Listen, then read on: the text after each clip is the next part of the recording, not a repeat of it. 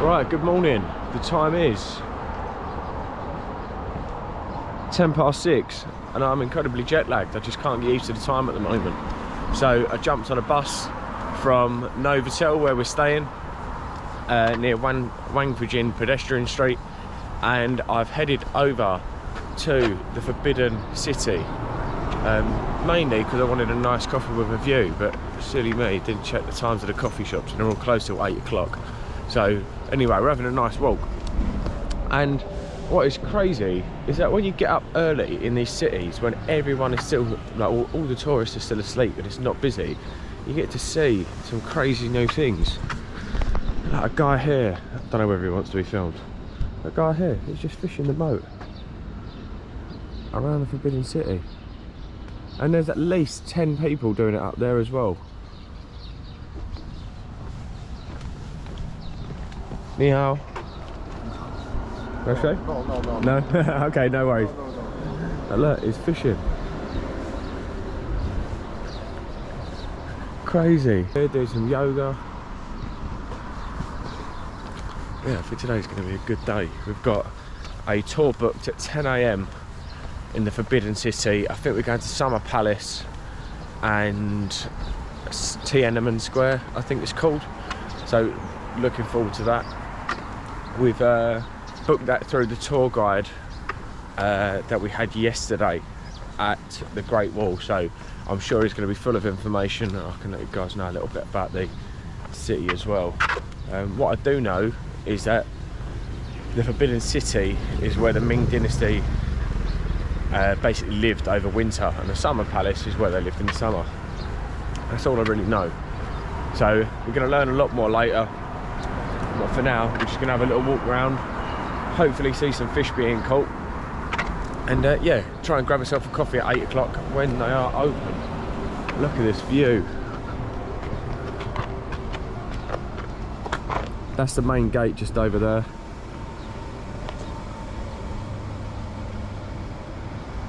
This is why when you're travelling, early mornings are so much better than late nights, because there's no tourists around and you actually see a bit more of an authentic place. Like, you get to see old traditional methods of fishing around a moat in the middle of the city. That's crazy.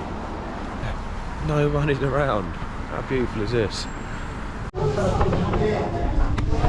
Right, we found somewhere, and I've had a bit of a mare, to be honest, because I thought they was making like a latte, like a coffee in their machine, so I've asked for one, and then some guy next to me has basically said that it's soy milk. So we've ordered a soy milk and a water, so hopefully that gives me a bit of caffeine. But hello. I'm getting stared at in here, probably because I'm the only white guy.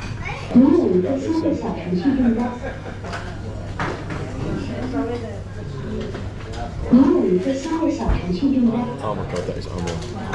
God, it just tastes like porridge. God, no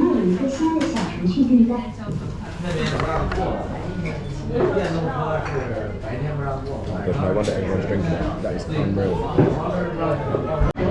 So before we grab a little bit of breakfast, we've got these pork buns.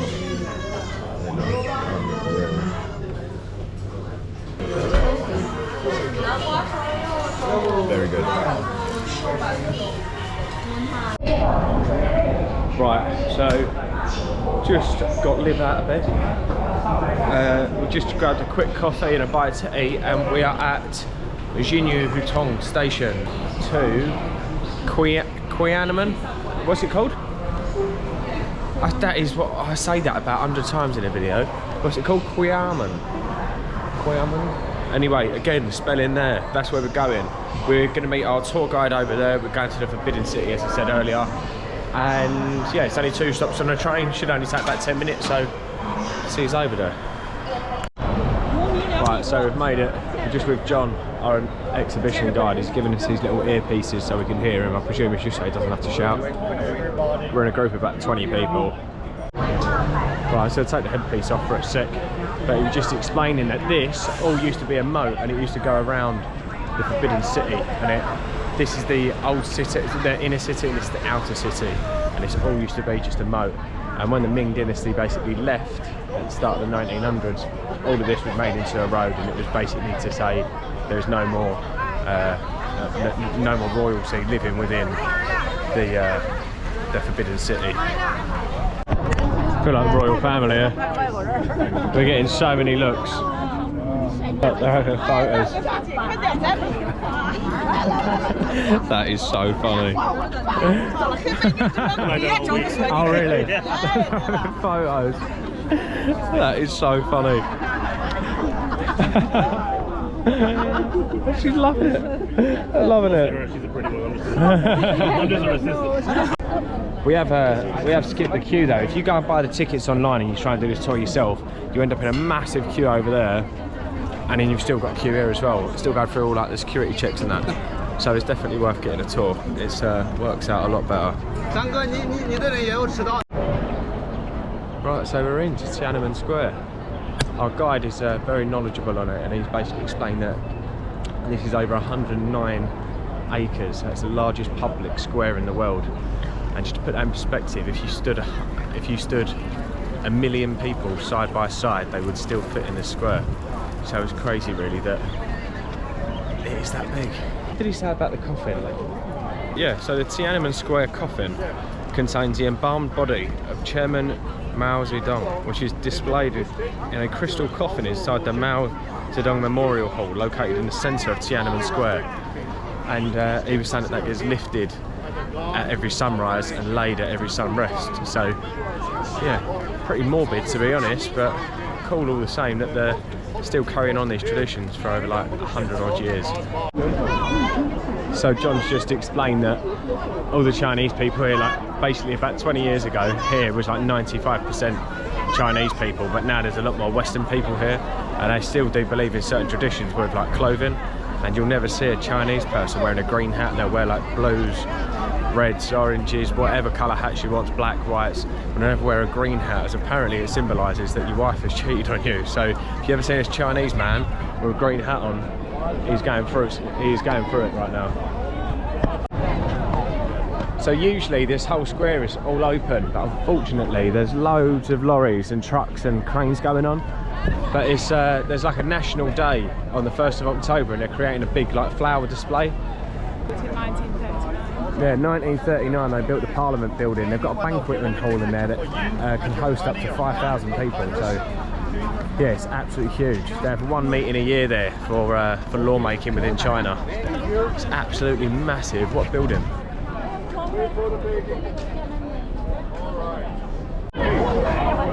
Right, so we're at this area of Tiananmen Square, and there's the face of a guy just on it there. And he's Mao Zedong, and he was the guy that who was the original leader of the Communist Party in China. And yeah, they basically still respect him on this building from the 1950s. So he's no longer the leader. But yeah, they still respect it, and he formed the People's Republic of China. So yeah, I think they still give thanks to him. They still respect him. So they've got his face on there. Yeah, so there's loads of people dressed up in red here as well, and having like pictures of like the Chinese flag, and yeah, it seems like they're all having photos in preparation for Chinese National Day. So yeah, there's a lot going on. I think this is busier than usual, but I'm not too sure. It's a Saturday. Oh yeah, of course, and it's a Saturday as well, so there's a lot of kids about. Presumably if you come in the week, it's slightly more touristic and a few more Western people, but here today there's loads of Chinese people, so I presume they're off of work or whatever they're doing with their kids. Everybody, you can stand here, take a picture of the national flag and the soldiers. It's okay. Zooming picture. This is so busy. With the oil painting, change the one side. Right, so we've just gone through Tiananmen Gate, grabbed a couple of bottles of water out here, and now we're heading into the palace. The scale of this place is amazing. Massive, isn't it?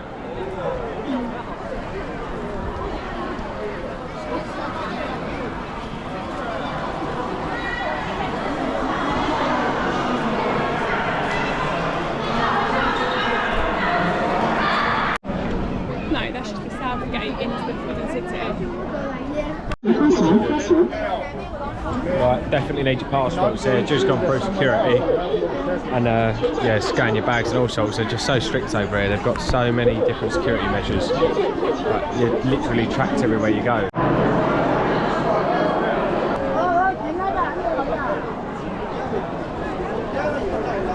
We are in the Forbidden City, and the guide was just explaining how old this place is. And it was built in 1420, and it took 14 years to complete the build.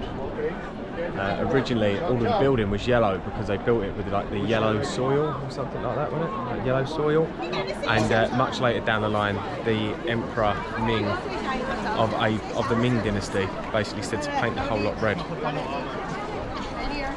He also said if a child was born today and he slept in a different room for every night, by the time they've completed sleeping in all of the rooms, they'll be 27 years old. And there's 9,999 rooms. So it's quite crazy really how big this place is. So to put it in perspective how long ago this place was built, this was built before Columbus discovered America, and even before William Shakespeare was born. So the fact that this is still standing is a bit of a miracle. Just goes to show how well this place was built by the Ming and Qing dynasty. But to go and build this place, and bear in mind this whole place is 180 acres, so it's absolutely massive. Plus the Tiananmen Square, that was 102 acres, and then the other little palaces around, and I mean it's way over. It's probably near enough 300 acres. This site, it's absolutely huge. So John's just explained how sort of paranoid the emperors of the city was. This square here, you notice that there's nothing but paving, and we are currently standing on 15 layers of bricks to stop people digging tunnels getting into the Forbidden City. He stored all of his gold, his jades, rubies, everything like that. There are no trees in here, so no one could hide in the trees to assassinate anyone. Yeah, so the emperors were definitely a little bit superstitious and a little bit paranoid that people were either going to break in or assassinate them, hence why they built this square on 15 layers of bricks. Don's also explained that, well, I asked them about the dragons on the top of the buildings, and they represent a lot really. They represent integrity, strength, power, that sort of thing, and they've got so much artwork around with dragons on them. There's 70,000 sculptures and paintings of dragons all around. So yeah, they definitely believe in tradition over here. So there's a throne in here, but I think it's going to be too dark to see. But it's like a solid gold throne. Yeah, you just can't see it unfortunately. It's too dark, and the sun's right above now, so there's not really any hope in seeing it. But more on them dragons. There's loads of dragons on this one, on every corner, and he said that they act like gargoyles and they're like protectors of like the throne, so no one went and stole part of the throne. So in 2018, this place was valued the most expensive piece of real estate in the world, and it's valued at approximately 70 billion. That is mental, 70 billion in real estate. I was explaining as well that there's loads of windows around all of these, and that aids loads of like cool air to go in, so the emperor or emperors was cool during the summer. But they also said that they've got hollow floors beneath it, and they used to basically fill it up with warm charcoal, so then the emperors had underfloor heating in the winter. So it's quite genius really, how years ago they still had underfloor heating.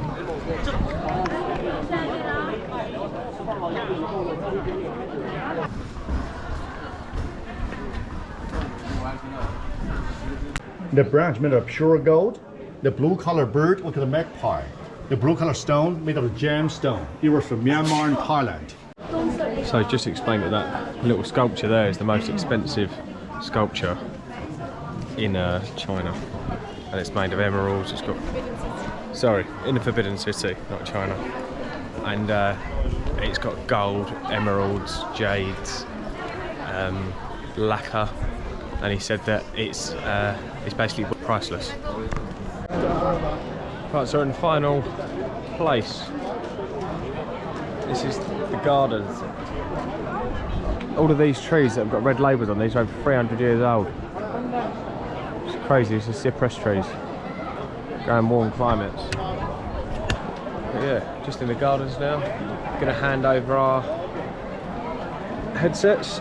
We're gonna head towards the North Gate and try and get a bus back. Yeah, I don't know what they are. Right, I thought that was gonna be the end of the vlog, but we are absolutely knackered. What a couple of days we've had.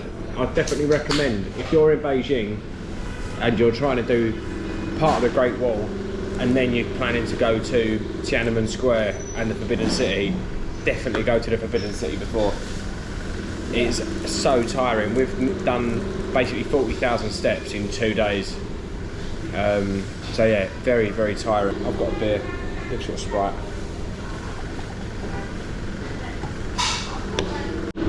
I keep forgetting to film the food. Liv's gone and got... What did you get? Excuse me. Yeah, she went and got water and noodles. No. And I've gone and got... It, but didn't understand. And I've gone and got a banging chow mein looking noodle with like eggs and that in it.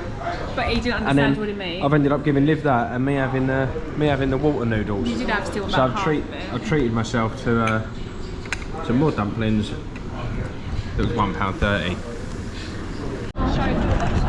Right, outside this place we were just eating at, they've got this place. They sell these buns. Oh, they smell so nice. They're like Yorkshire pudding. That's what they are. They literally taste like a Yorkshire pudding. Like a sweet, Sweeter, yeah. a sweet Yorkshire pudding. I asked in there and they said that they was like an egg cake. I reckon it's just egg flour and milk and baked. Do you? It's just like really plain brioche, isn't it? Like, Yeah. not as sweet as brioche. It's sponge. It's like a sponge, look.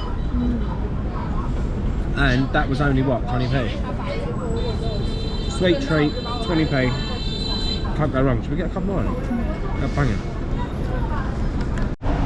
I've just asked that guy, and it's eggs, oil, and milk, and flour, and they create this proper spongy sponge. Highly recommend getting them. Right, and that is it for today's vlog of the Forbidden City. We are off to Tokyo tomorrow. We're flying in early morning, so we're going to get there at 8 AM and we've got to somehow get to Shinjuku. Don't know much about it. We haven't really done much research. We're going to quite a few different places. So we've got a few little bits that we want to go and hit. We don't really know too much about it. So yeah, I'm going to bring you guys with us. If you can support the channel, that'd be great. Click the subscribe button, like the video, drop us a comment on any recommendations you have on Japan, as we're going to be there for around 2 weeks. And then also we're headed to Western Australia after, and we're going to go and grab a camper van. So loads of new content coming out. So yeah, as I say, subscribe, like the video, drop us a comment. See you in the next one. Wallop.